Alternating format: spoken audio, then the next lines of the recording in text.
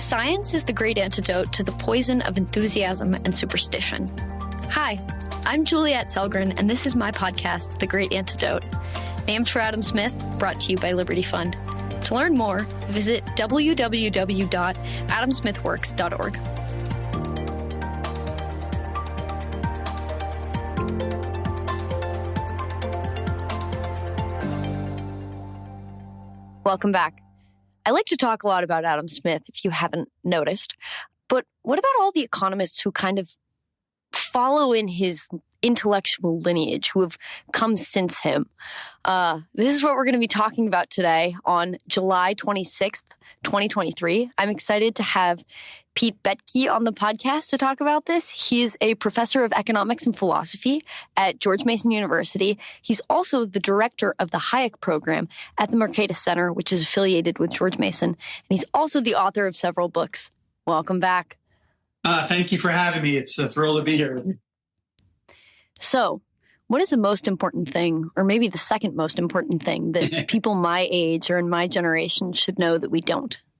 So I think the first time I was on here, you asked me that very good question, and I stressed the issue of the curiosity, that economics is a tool for the curious, and that I hope that young people find in economics this discipline that helps them unlock the mysteries of the universe and get them excited about the discipline. I'm going to stick on that theme about the discipline of economics. But I think the other thing that I want to stress on that is that economics as a science unlocks for us, it's this tool of the curious. Besides being a tool for the curious, the reason why it's such an important tool for the curious is because the discipline of economics highlights these four major elements that excite the human imagination. The first one is basically the hard line science of economics, which follows from the idea that we live in a world of scarcity, and scarcity implies that we have to engage in trade-offs, and that we human beings have to have tools to negotiate those trade-offs. And that's why we have a stress in economics on the functional significance of property, prices, and profit and loss. And it's those mechanisms that makes up sort of the core discipline of price theory. And that's at the core of economics. We need to get that across to students. But the implication of that is that this functioning of property prices and profit and loss allow for this complex coordination. And that excites the human imagination through a sense of awe, in which, as Adam Smith pointed out, how is it that a common woolen coat ends up on the back of the day labor? And he goes through and examines all the exchanges and whatnot that produce the spontaneous order of the market. And I think we have to develop in students an appreciation for the power of that, of the invisible hand. And then three, that it's through this invisible hand and through the entrepreneurial actions, either at the level of individuals recognizing opportunities for mutually beneficial exchange or recognizing opportunities to come up with least cost technologies, or recognizing opportunities to change the rules of the game under which we operate to improve our chances of engaging in productive specialization and mutually beneficial exchange, that we have hope, that there's hope that we can improve and have progress in economics. And then the final thing is that compassion, which is that the compassion is that hope falls on the least advantaged the most, that when we have economic progress, the people who benefit the most are the ones who are the most vulnerable and the least advantaged in the world. And so economics is a science. It attracts our attention because of the beauty and the awe, and it gives us hope for progress. And it gives us discipline to our compassion so that we can actually improve the lives and repair the world around us through economic growth and development, which is a consequence of improving the rules under which we operate to unleash the entrepreneurial spirit that is part of the human psyche and human nature. So that's what I hope your generation starts to appreciate, an idea of economics that's much broader than just the idea that it's this ruthless efficiency machine, and instead sees it in this broader context. This idea is so relevant to me, especially recently, because not only am I about to start teaching, but also I was having a conversation last night with someone who was saying that economics is not beautiful. It can't be beautiful. And I was just so confused. And you've just given me the tools to explain just why and how beautiful it really is. And the power is just such a concise explanation. So thank you for giving me that. I've been teaching economics now at the college level for over 35 years. And 25 years at George Mason University this fall. And the thing is that, I've been married for over 40 years now, and I've gone to lots of cocktail parties and different occasions with my wife. People will say to her, "Oh, what does your husband do?" And inevitably she says, "Oh, he's an economics professor." And they look like they had to drink sour milk. And I've always thought, man, they must have had a really bad economics professor, because you shouldn't view learning economics like drinking sour milk. It should be, in fact, one of the most intellectually rewarding, experiences of your college career.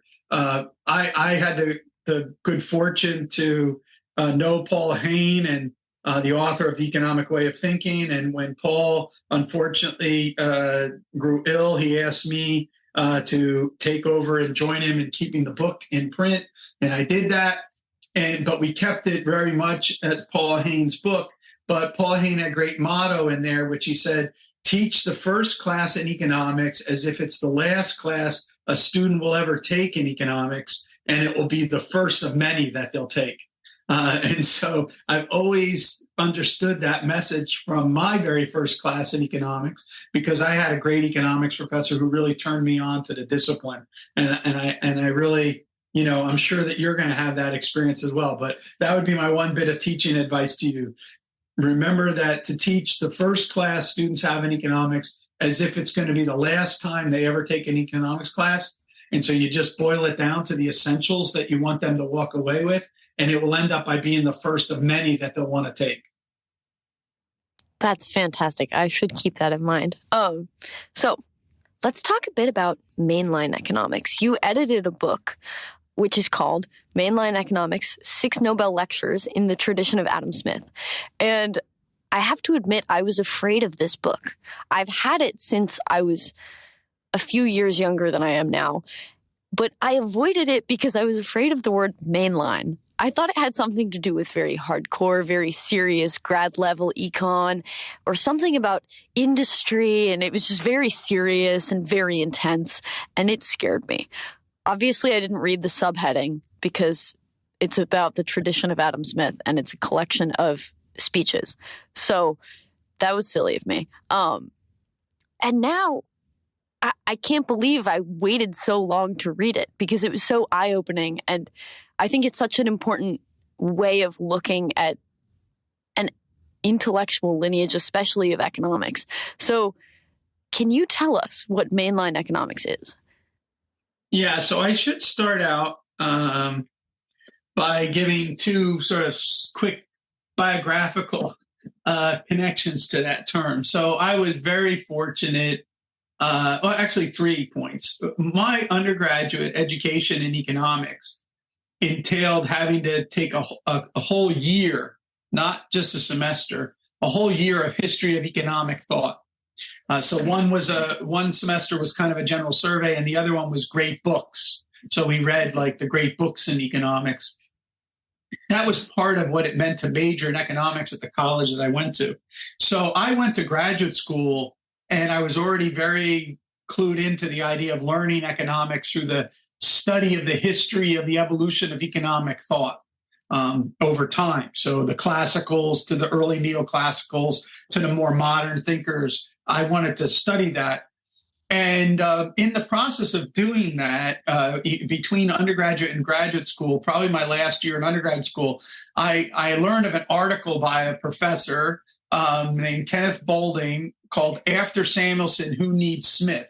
It was published in 1971, and I was very intrigued by this essay. And in that essay, he uses the term mainline economics. So that's the first time I ever heard of the term. And then it just so happens that when I went to George Mason to graduate school, after my first year in graduate school, Kenneth Boulding joined the faculty at George Mason. Now, Boulding is a fascinating figure because he was the second John Bates Clark Medal winner after Paul Samuelson. So he's a superstar in economics. But he was slightly out of sync. And part of the reason why he was out of sync is because he stood in opposition to Samuelson. He wrote a review essay in the Journal of Political Economy when Samuelson's Foundations of Economics came out in 1947. He wrote a review essay in the late 40s criticizing the overuse of mathematics by Samuelson. And his argument is that the vague and literary borderland between economics and sociology is going to be a more productive research program than the flawless precision of mathematical economics. But, he must be rolling right now. Yeah. So, but the economics profession, of course, went in the Samuelson direction, even though Boulding was the second John Bates Clark Medal winner, even before Milton Friedman. So, anyway, so Boulding came to George Mason. I had already known of him, and so I was very excited to learn more from him. And I ended up by studying with him very closely while he was here at George Mason, including taking a course with him on the great books in economics. Now, part of his argument about after Samuelson, who needs Smith, was that Adam Smith still speaks to us because what Boulding argued was there's evolutionary potential to ideas. And we haven't exhausted the relevance of Adam Smith for current economic thinking because we haven't exhausted all the evolutionary potential of his ideas. And so after Samuelson, who needs Smith? We all do, because there's still things for us to learn from Adam Smith. And I kind of was very sympathetic to that position. And I had people like Jim Buchanan and Don Lavoie, who were my teachers, Karen Vaughn, and others who also shared this idea that the history of economic thought was not just a hobby that you study old thinkers or whatever, antiquarian thinkers, but instead that there's ideas that are there that haven't been fully exhausted, that we can in fact repair our intellectual path by reaching back to go forward in some sense. The third aspect is that I got out of graduate school and I ended up by teaching at New York University. And New York University is, at that time, a top 10 department of economics. Now, they had an Austrian program at the time, Israel Kirzner, Mario Rizzo, and myself. And I was, Larry White was before me there, and Gerald Driscoll was even before Larry White in there. And so they had a long history of various different, faculty being there and postdocs and everything like that. And so we had the program. But I was hired as an assistant professor. I was teaching just like everyone else in a normal tenure track job, there. And the Institute for Humane Studies, which I am very grateful for, they hired me a lot to go and talk to students like yourself and others who were maybe going to go on to careers in classical liberalism or, academic careers just in general.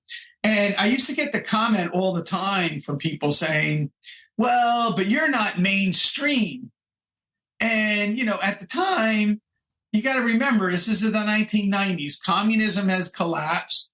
My dissertation had won the award from the Omicron Delta Epsilon, which is the honor society for economics, as the top dissertation. I'm teaching at a top 10 university. 2 years into me being at NYU, I get to go to Stanford. I was a finalist for a position at Princeton at the Institute for Advanced Study. And so, I was kind of a little cocky and I didn't take very kindly to kids telling me I wasn't mainstream. And I studied with academic royalty. I studied with Jim Buchanan, who was a Nobel Prize winner, Gordon Tullock, who's a distinguished fellow of the American Economic Association, and Kenneth Boulding, the second John Bates Clark Award winner, former president of the American Economic Association, all this stuff. And so I would look at these kids and I'd be like incredulous. I'm like, like, what's your damage? I studied with academic royalty. I mean, who the heck did you study with? It's like, you're telling me I'm not mainstream. Who are you to tell me that? And so I started to adopt this terminology, which is I might not be mainstream, but I'm mainline. I sit in the seat of Adam Smith, which of course is a line from Lord Acton that Jim Buchanan adopted in his famous essay, What Should Economists Do? He starts with that quote from Lord Acton, which says that it's not the momentary, policy debates of the day, but those who sit in the seat of Adam Smith that are worthy of our attention. And so I'm like, okay, so what does it mean to be an economist that sits in the seat of Adam Smith?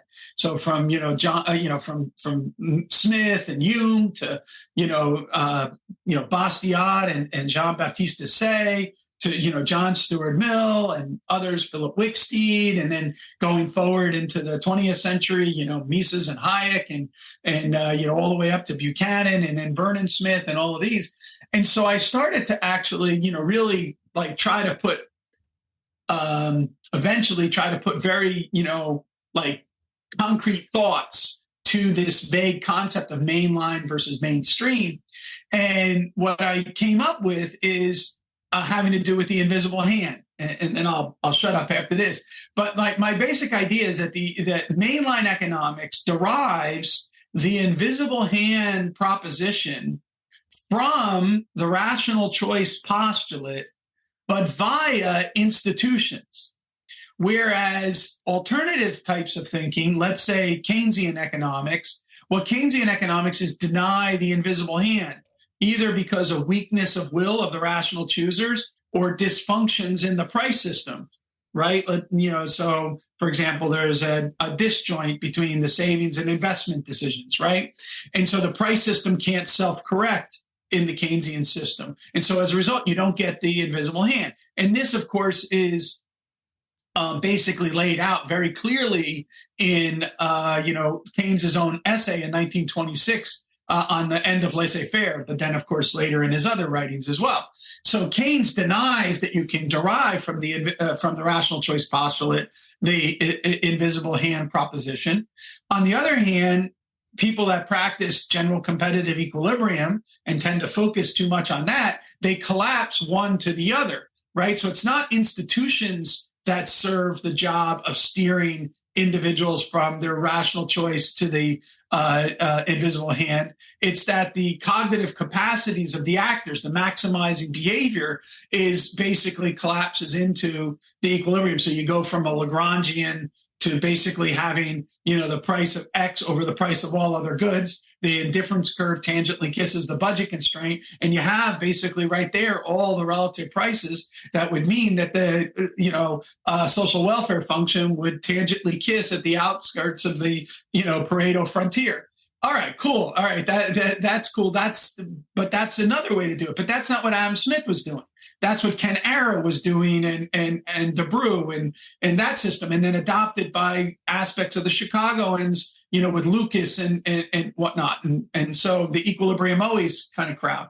So you have equilibrium never, equilibrium always. And then you have this mainline idea in which individuals are pursuing their self-interest, but they pursue their self-interest within specific institutional framework. Within the institutional framework of property, contract, and consent, you unleash the power, the functional significance of, prices and profit and loss accounting to be able to guide individuals in their decisions, lure them into new ventures, discipline them when those ventures are not the right speculations for them to engage in. And that's how you generate the invisible hand. And so the focus is on property, prices, and profit and loss. And then what thinkers throughout the history of economics put that emphasis on those institutions interacting with individuals pursuing their self-interest to generate a situation where individuals can realize productive specialization and peaceful social cooperation through mutually beneficial exchange. And that's what mainline economics is all about.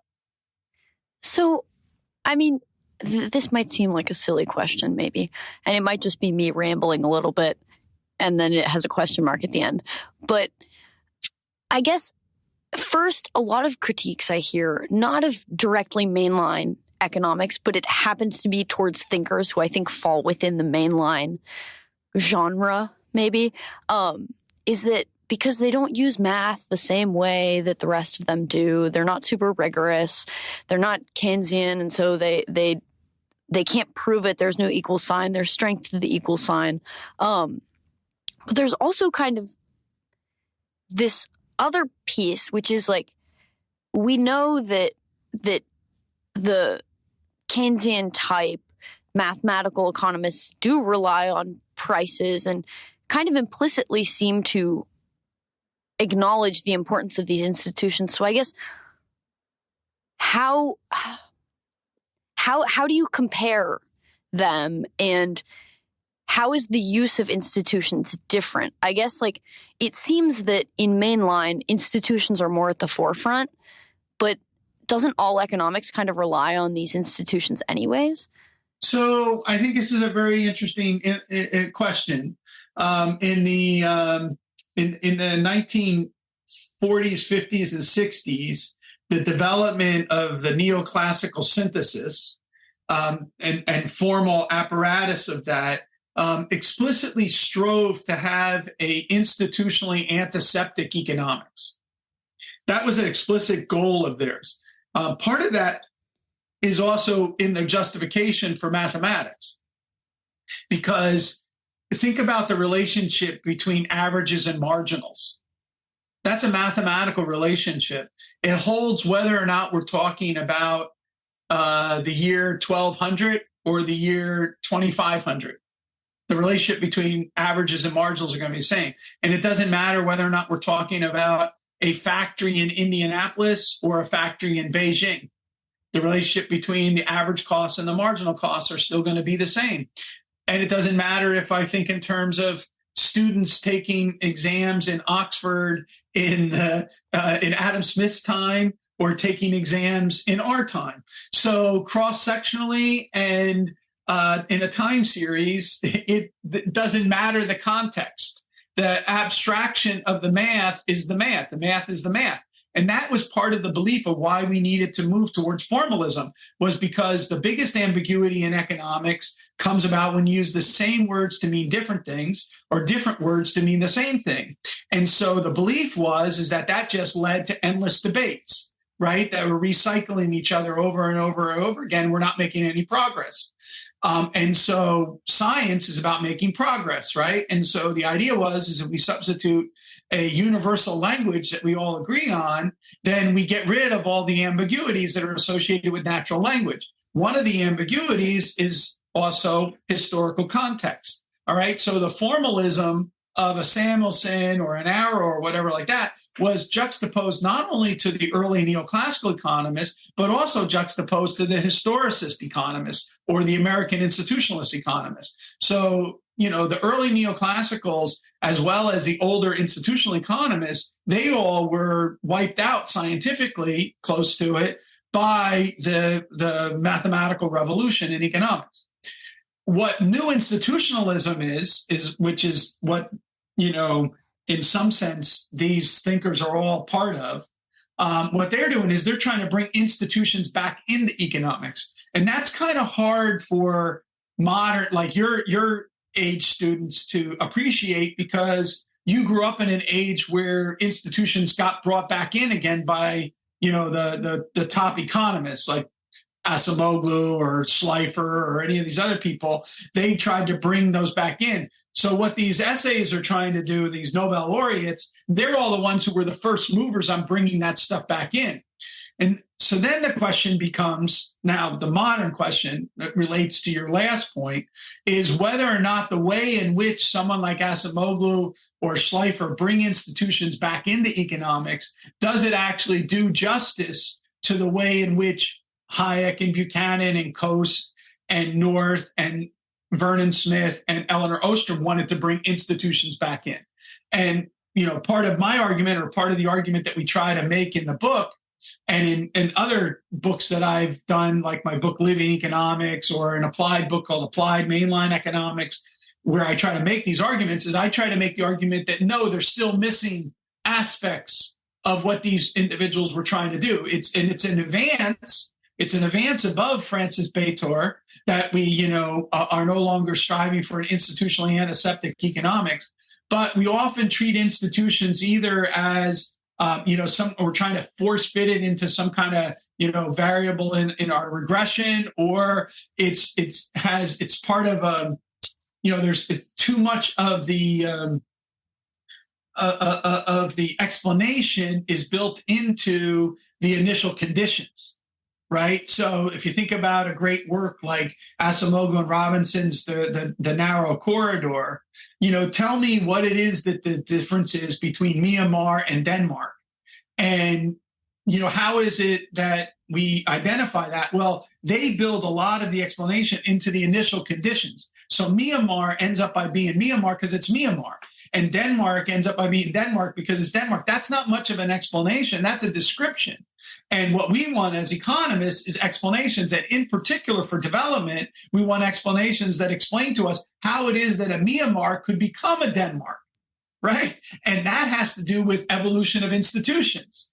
And the modern, economic modeling stratagems and empirical testing stratagems, I would argue, maybe I'm wrong, but that this would be my scientific stake that I would put, is that those approaches still miss that evolution of institutions, that endogenous evolution of the rules of the game that allow us to realize how to live better together than we ever could in isolation. And that's where the research program, I think, of mainline economics and political economy has to go forward, because that's ultimately what is Adam Smith's book about, an inquiry into the nature and causes of the wealth of nations. So he's trying to explain the evolution of the institutions that give rise to the wealth or the poverty of nations. And so that's where we're going with that. There's a lot in that response, and I want to take it bit by bit. So first, I guess, is there an example or an example of like an economic phenomenon that you can kind of break down the different responses from maybe a mainline economist to like a neoclassical mathematical economist, and where mainline economics and that way of thinking actually gives insight that's essential, that actually succeeds over this other type of thinking?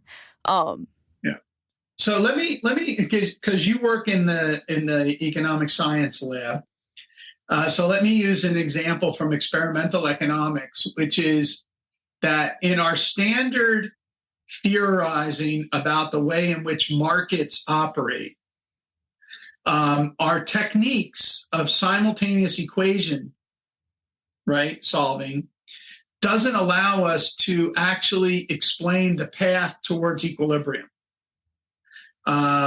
We can tell a story sometimes when we're teaching where, we step out and we try to tell a story to the students to make sense. But the formal theory that we have on the blackboard just has a P and Q, and then there's an exogenous change, let's say a shock to demand, that increase in demand. Now we'll have a new P and Q, right? And we get there like that. I don't know if you're hearing my fingers snap. Yeah, I heard it. And you go PQ naught to PQ1, and boom, you're in a new equilibrium, right? And you describe, the different traditions here. And then you might tell a story about, higgling and bargaining, outside. That would be your appreciative theory, but there's no formal theory. But what Vernon Smith did in his double oral auction is to actually demonstrate through the simulation of the experiment the way in which markets come about and get cleared, right? So it's endogenous to the trading behavior of the individuals. And one of the things that Vernon was able to also do, besides showing that, was how sensitive the ability of that market to work was to changes in the rules under which the experiment is done. So you could easily end up by having experiments in which there is no market clearing because you change the rules, right? And you still have the universal aspect of the individuals striving to do the best that they can given their situation. So they're all trying to still buy low and sell high, right? So the individual aspect of economic theory is always still there, but the manifestations of their efforts to buy low and sell high and the consequences of that for their coordination abilities with others is going to be specific, context specific. And in particular, the context of a world of property, contract, and consent, as David Hume and Adam Smith emphasized, right? That you have to have stability of possession, right? The transference by consent and the keeping of promises. Without property, contract, and consent, then individuals in striving to do the best that they can given their situation are going to, not pursue those same kind of trading opportunities that they otherwise would because they're insecure. The marginal benefit is less than the marginal cost of the risk of them getting bopped over the head and having someone confiscate their property. So instead, they withdraw from engaging in those exchanges. And so these are the kind of things that I would first stress is these kind of, market experiments, that the market itself, understanding how the market works, is not very well done in a general competitive model, right? What the general competitive equilibrium model does is tell us the consequences of after the market worked, what would be the efficiency properties that it could generate. But it doesn't tell us how it generates those things. It doesn't tell us how the market works. And so I think the first thing is mainline economics is all about how markets operate. How does that exchange behavior? And so, economics in this sense is not about equilibrium end states, but instead about exchange and the institutions within which exchange takes place. So that's one.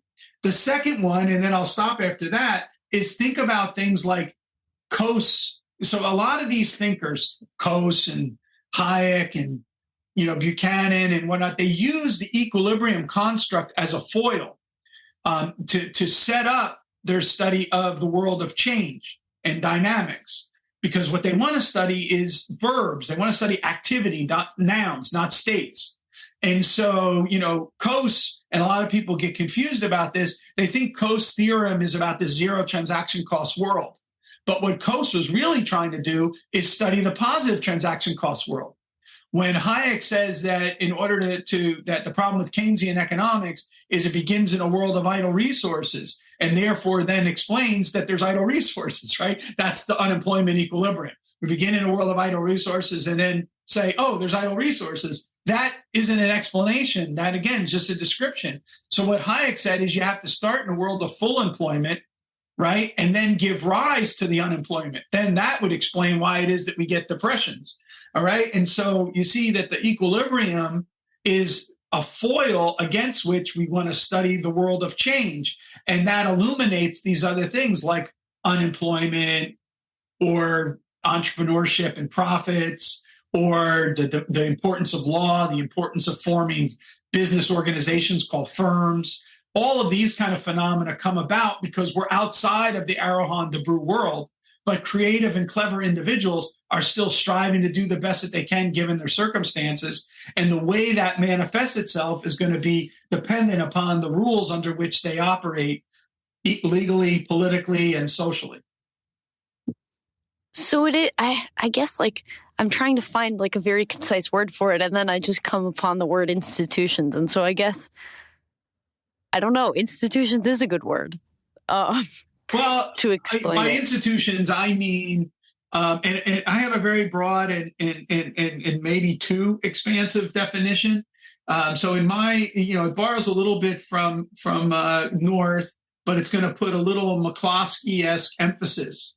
Deirdre does not agree with this, but this is the way I would put it, which is that the institutions are the formal and informal rules of the game and the formal and informal sanctions for violations of the rules of the game.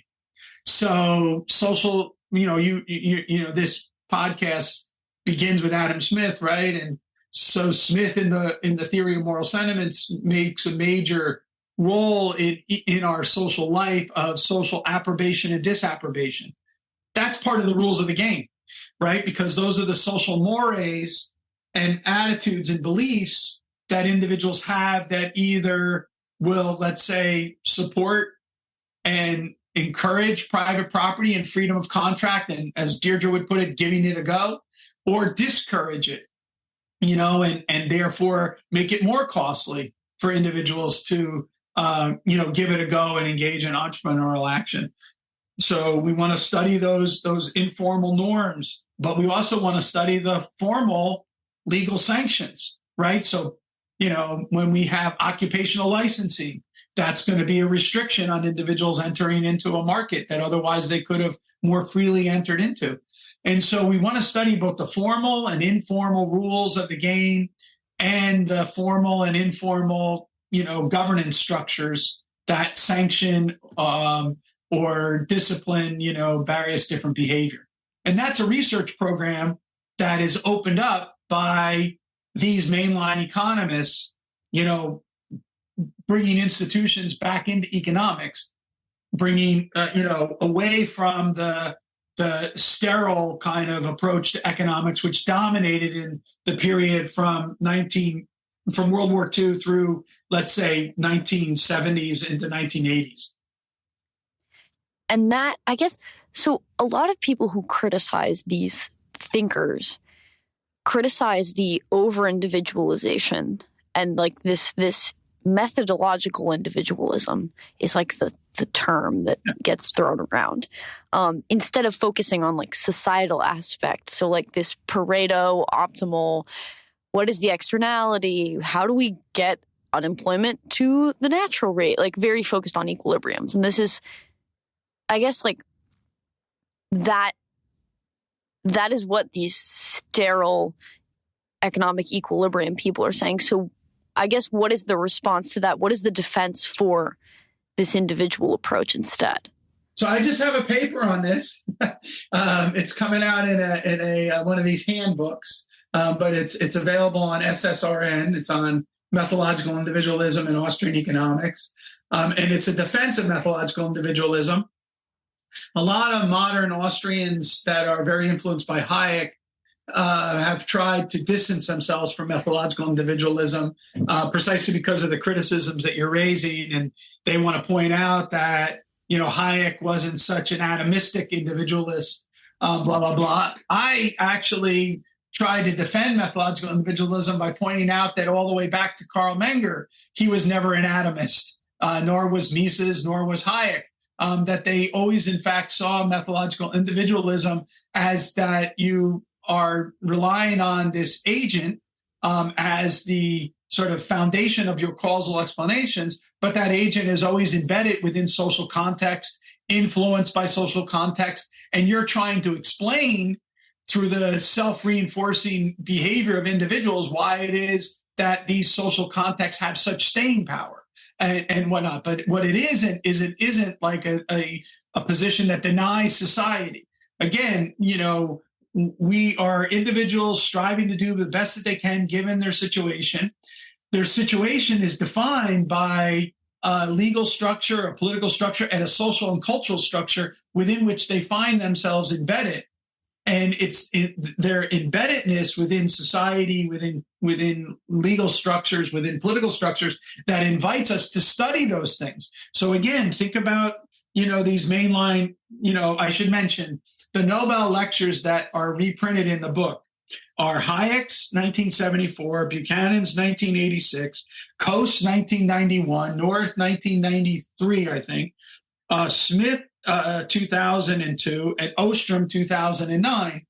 And those are the quintessential examples. And if you notice in those, each and every one of those individuals has stresses: law, politics, society, and the interaction effect with that, with individuals striving to do the best that they can, follow the marginalist principles and whatnot. So the analogy that I use in an essay that I wrote about Menger recently, as well as in this essay on methodological individualism, is it comes from Mill.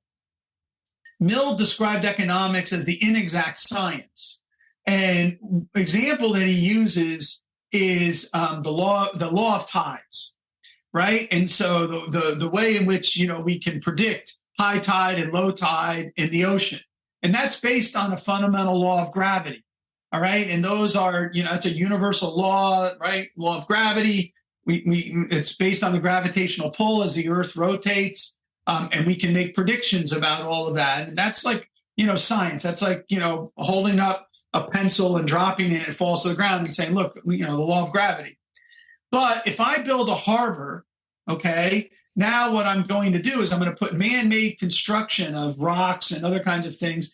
And that's going to affect the way in which the law of tides manifests itself within my particular harbor. And that's what we want. And that's going to affect the way in which boats can go in and out of the harbor, right, and travel safely or not so safely, right, is going to depend on how it is that I build a harbor. If I build the harbor poorly, I could end up by actually damaging the boats and having them not be able to get in and out very safely. If I build the harbor correctly, then they can move in and out and everything like that. The law of tides is not affected in the sense that the institution says that now demand curves don't slope downward. Of course, they always slope downward, all right? But the way in which and the slope in which they are, whether or not they're relatively inelastic or relatively elastic, it's going to be affected by the various different institutions within which individuals engage in their trading behavior, in the same way that the boats going in and out of the harbor are going to depend on how the harbor is constructed. But the law of tides is still there. So economics is still universal, but the application, applied economics, is going to be institutionally contingent. And so we as applied economists have to put a lot of attention on the interaction between the institutions and the rational choosers. And so again, just to try to communicate this, pure economics is the logic of choice, right? The logic of individuals choosing against constraints. And we can understand the marginalist principles and everything that guide that. The law of the market, catalaxy, that is going to be individuals all following those individual logic of choice, but they're engaged in situational logic of them interacting with each other and against a given context of rules of the game. And so we as economists, when we do applied economic theory, we have to take our pure theory and meld it carefully as an art with the actual applied context of and now we can do that context abstractly, that is theory, like, oh, imagine these auction rules versus those auction rules, or we can do it concretely, which is look at those auction rules that were held in that market for horses in, that example over there in Iowa versus this market that's over here, right? So we can study the Chicago Board of Trade versus, let's say, the New York Stock Exchange and study how those different rules might impact.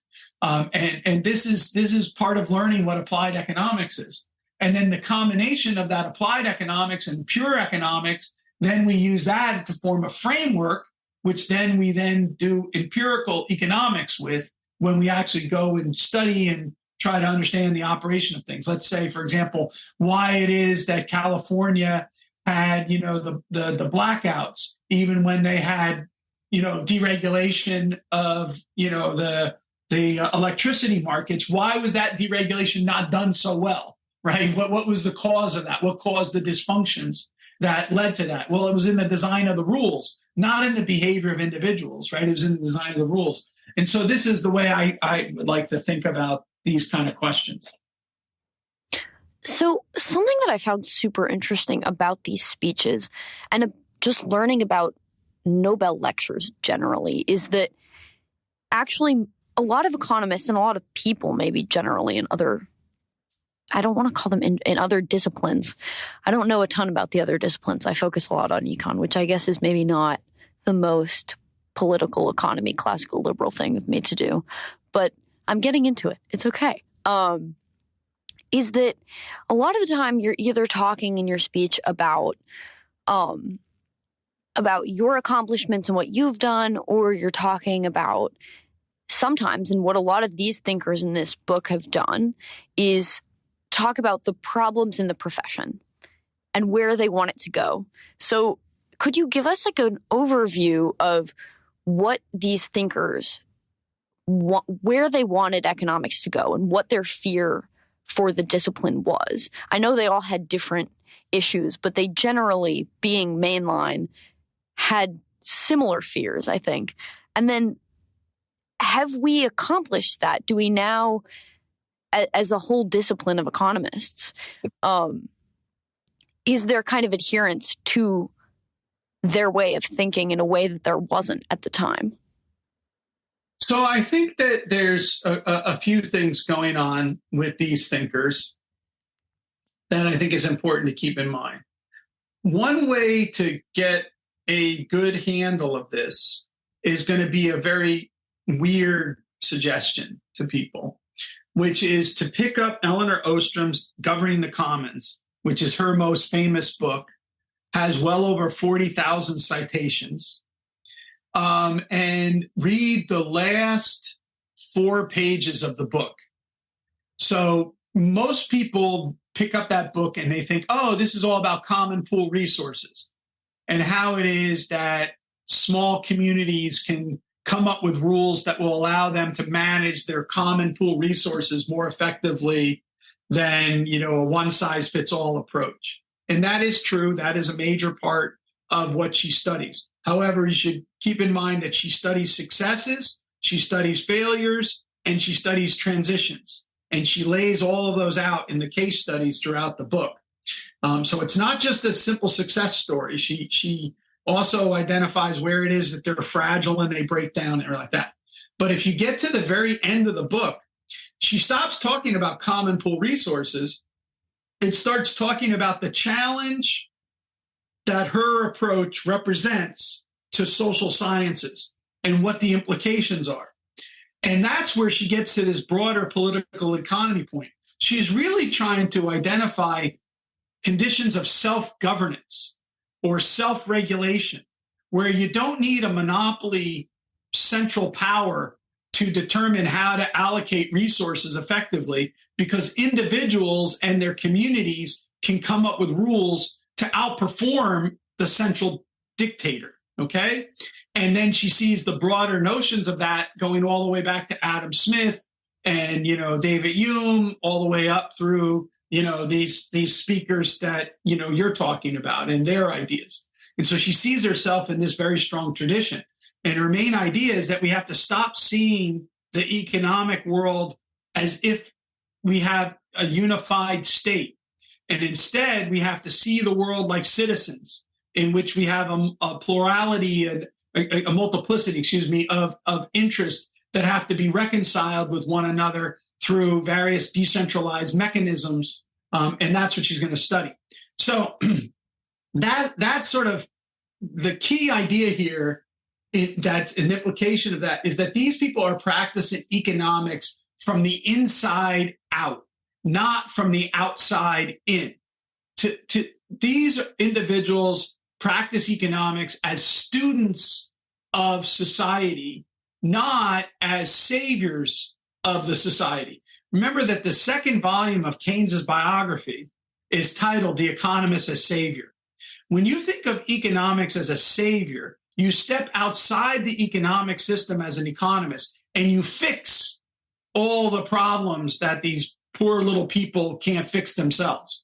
But if you study economics from the inside out, economists have no special status. We don't have any privileged position in society to fix other people's problems. And in fact, the people are clever and creative and resourceful, so much more than the theorists, that we're going to give priority to the clever and creative and resourceful individuals that populate the worlds that we're studying and look at how they solve their problems. So again, to link it back to Adam Smith, keep in mind that Adam Smith's baker, butcher, and brewer were already making your dinner before Adam Smith philosophically reflected on it.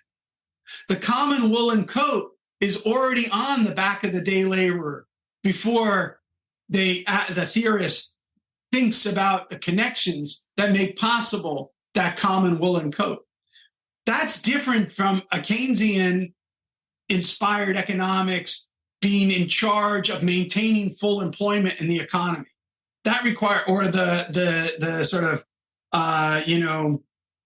the idea of I'm blanking now on the name of the machine, but the bathtub and the idea of the savings and investment and the leakages and all of that, and the idea that the economist is at the levers, turning the levers to make sure that they maintain full employment levels of output.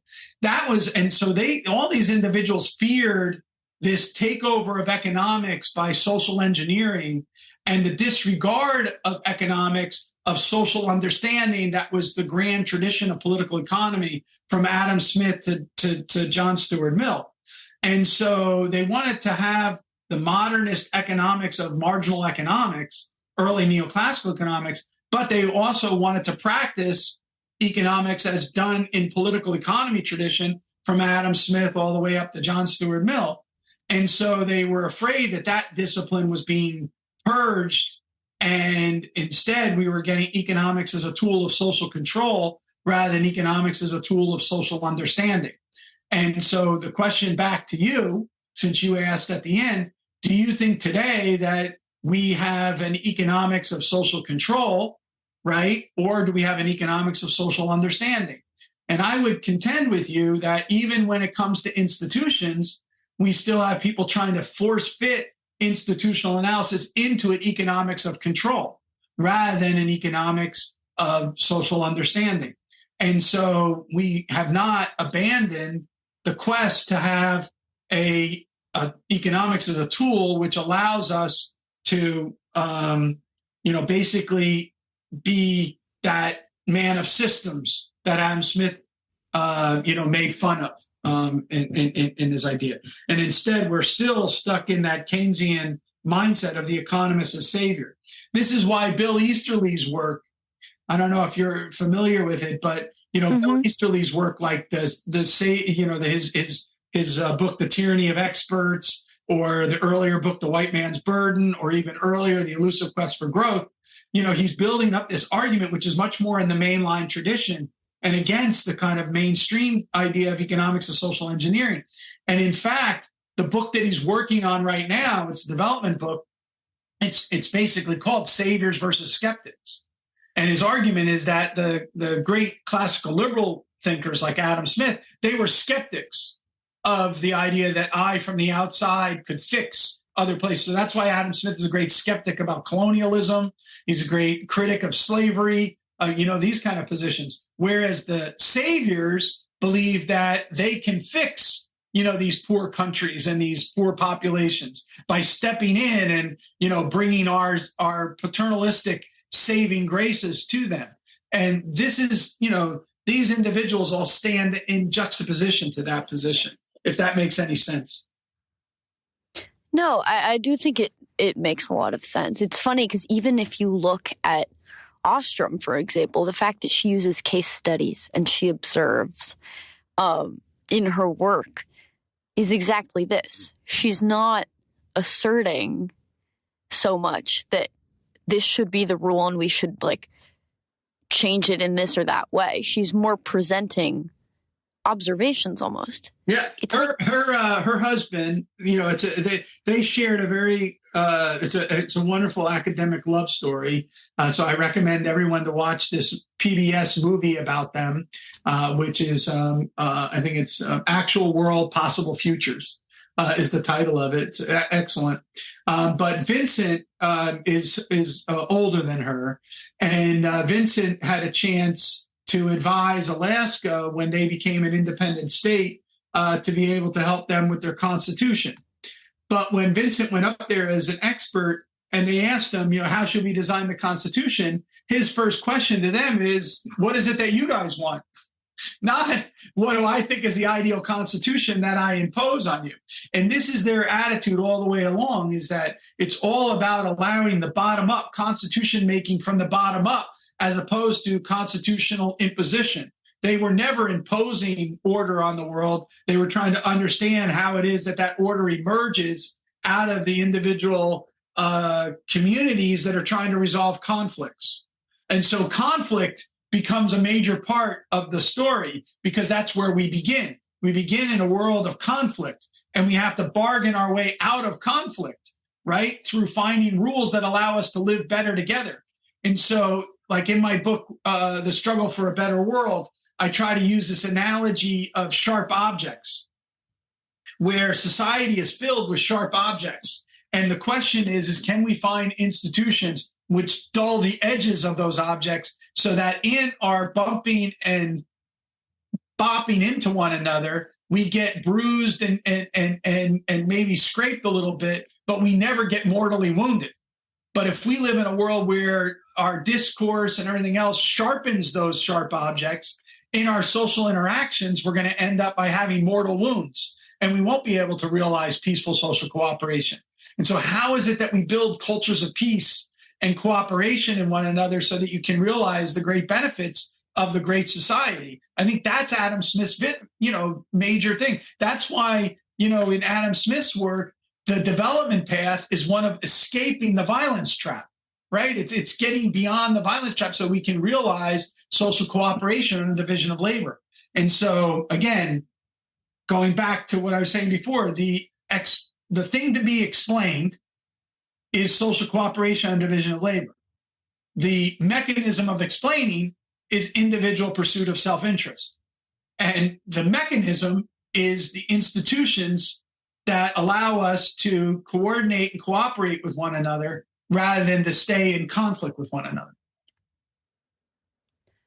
So I have, two questions, but I guess what can we do and what should we do to take away from these mainline economists as students, as teachers, as policymakers, and just thinkers generally? So I think the first thing is to stress the rule level of analysis, like Buchanan did, and whatnot. And the second thing is that the devil is always in the details. And so what we have to do as economists is we actually have to study details of contracts. So when Coase won the Nobel Prize, he took his money and he gave it to try to set up a center that would study the history of contracts, right? And so it's an embracing of a different style of research. Rather than creating a large-scale data set, right? Which, by the way, those are very valuable too. One of my favorite examples of this is right now, Stefan Voigt over in Germany is part of a project that is studying constitutional compliance. And they are developing this huge data set on constitutions throughout the world and basically their acceptance or their rejection by their populations. And so that's going to be a very useful resource for a lot of people studying, constitutional, compliance questions, because, we might not comply with the Constitution because they're incentive incompatible, but we also might not comply with the Constitution because it doesn't fit our local knowledge, right? And sorting through those things is a great research program. But, what we can also study is things like the following. One of the really, fascinating stories in the history of institutional economics is Stephen Chung's story of the fable of the bees, right? So there's an externality between the bee, farmer and the orchard grower, right? And so there's this externality, and, Chung points this out. And then Chung highlights the fact that, hey, well, they developed a contract so that they could internalize the externalities and realize the benefits of their, mutually beneficial exchange. Okay, that's cool. I'm all with Chung on that. What's fascinating, though, is the history of that contract, because there must have been a period of time in which the contract wasn't formed. It hadn't been invented yet. And therefore, there was this conflict that needed to be resolved, which is why they get the Constitution the contract in the first place. So I think our study would be one. Chung wants to study what are the efficiency properties of a contract that's already in place. Okay, that's cool. I get it. But isn't it even cooler if we study how it is that the creative and clever and resourceful actors in the economy overcame the difficulties to come up with the idea of that contract in the first place, and how it is that they negotiated that and worked it out? And that's all has to be in a deep dive case study history in which economics is interacting with very specific historical context, legal precedent, all of those kind of things. And that's a different kind of research program. It is a research program that will not give us scientific controls because we're doing economics in the wild, right? So we're giving up like the kind of controls that you strive for when you're in the lab, right? But what we do when we give up the controls is we lose predictability, but what we might gain in understanding. And that's where the burden of proof falls. I have to show you that I gain more in understanding through this deep dive than I give up in my predictive control. Thank you so much for sharing your wisdom and all this knowledge with us. I wish we had more time, but I have one last question for you. Yes, great. What is one thing that you believed at one time in your life that you later changed your position on, and why? Oh, so related to this, I used to think that the universal aspects of economics stretch farther than they do. So what I mean by that is I thought that if you understood that the man curve sloped downward, then you could pretty much say everything that you ever wanted to say about the world. But I learned especially after reading Hayek's 1937 paper, that the pure logic of choice gets you only so far. And then what you have to have is you have to have propositions about learning. And those learning propositions are going to necessarily talk about how we learn under alternative institutional environments. And so I became more convinced about the research program in economics being about comparative institutions and focusing not just on the comparative institutional impact on the incentive structure, but also on how we learn. So the social epistemology of different institutional environments. And I think that's the ongoing sort of research program that I hope young people that are getting excited about economics jump into with both feet and get really excited. Because I think that leads us back to my earlier, 4 points about the power of the science and understanding scarcity and trade-offs, the beauty and awe of spontaneous order, the hope that comes from entrepreneurship, and the compassion that is giving as the least advantage are the ones that are lifted up the most by modern economic growth and development. And I think if we can teach that and communicate that and excite people about getting involved and contributing to that, mainline economics will have a chance to actually be mainstream. and that's what we hope, is that mainline economics is being taught at all of the mainstream hubs of economics. Those are the scientific centers of our discipline, rather than existing on the periphery of the discipline, instead being at the core of it. And I think that's going to, require some very creative and clever and resourceful work by scientists to pull that off. But I hope that young people get excited about and do it.